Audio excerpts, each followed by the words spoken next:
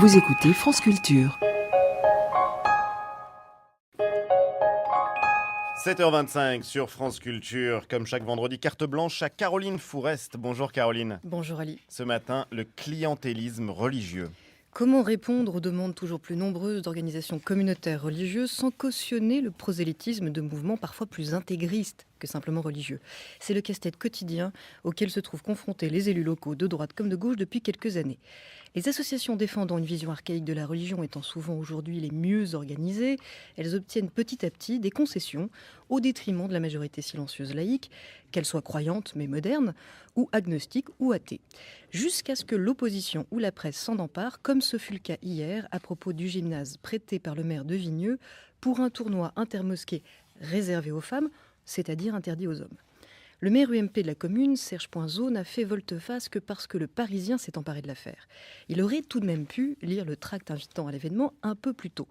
Car outre que ce tournoi était effectivement réservé aux femmes, non pas pour les mettre en valeur, comme l'a proclamé l'organisateur, mais bien pour les protéger du regard des hommes, ce tournoi intermosqué était destiné à récolter des fonds pour le CBSP, une organisation de bienfaisance et de secours aux Palestiniens qui a vu ses comptes bloqués dans plusieurs pays, notamment aux États-Unis, parce qu'elle récolte effectivement des sommes astronomiques pour soutenir, entre autres, la branche sociale du Hamas.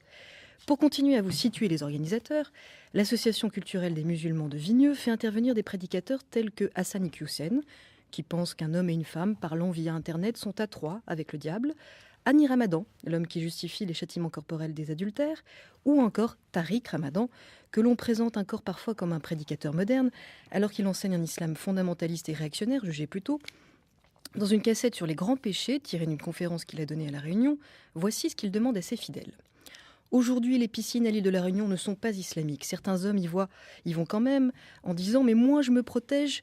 Mais qu'est-ce que tu regardes à la piscine? Tu ne peux pas y aller parce que ton regard est posé sur des choses que tu ne dois pas voir. Parce que tu vas là-bas et forcément ça t'attire. Donc il faut développer des lieux où c'est sain, où l'on aura des piscines tout en respectant nos principes éthiques. Comment s'étonner qu'avec de tels gourous, des associations militent auprès des élus locaux pour obtenir des créneaux horaires non mixtes, ce qu'ils ont obtenu à la piscine de la Verpillière en Isère. Mais attention, ce type de demande n'est pas toujours porté par des musulmans. À Lille et à Sarcelles, des élus de gauche, cette fois, ont cédé à la demande de femmes juives, dont certaines proches des Lubavitch, avant de faire volte-face.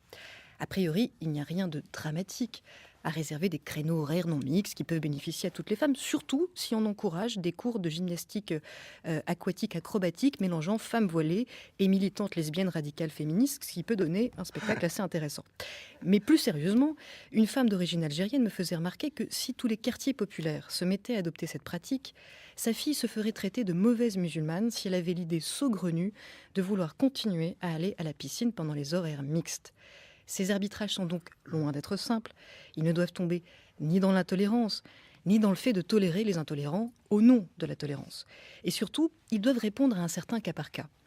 L'école publique est sortie des tensions grâce à une loi réglementant le port des signes religieux ostensibles. À l'hôpital, des affiches rappelant que les soins sont prioritaires sur les convictions religieuses devraient se multiplier pour faire gagner du temps au personnel, même si cela n'empêche pas le dialogue. Quant à la question des cantines scolaires, la solution n'est sûrement pas d'interdire le porc ou de le mettre, pour le coup, à tous les repas comme plat unique. Le directeur d'un collège, qui croyait bien faire, a prévu un service pour les élèves juifs et les élèves musulmans à midi et un autre pour ceux qu'il appelait les Français à 13h. Vous imaginez les faits, il a fallu l'affront des parents pour que les élèves puissent de nouveau manger ensemble et cesser d'être ainsi marqués en fonction de la religion de leurs parents, ce qu'un service proposant du poisson ou de la viande à tous les repas permet. La vigilance n'interdit donc pas l'intelligence. Et puis, si vous me le permettez, Ali, je voulais finir cette chronique par rendre hommage à un très grand penseur de la laïcité tunisien qui s'appelle Mohamed Charfi, auteur entre autres de Islam et liberté. Il s'est éteint le 6 juin dernier et il manquera cruellement à notre époque.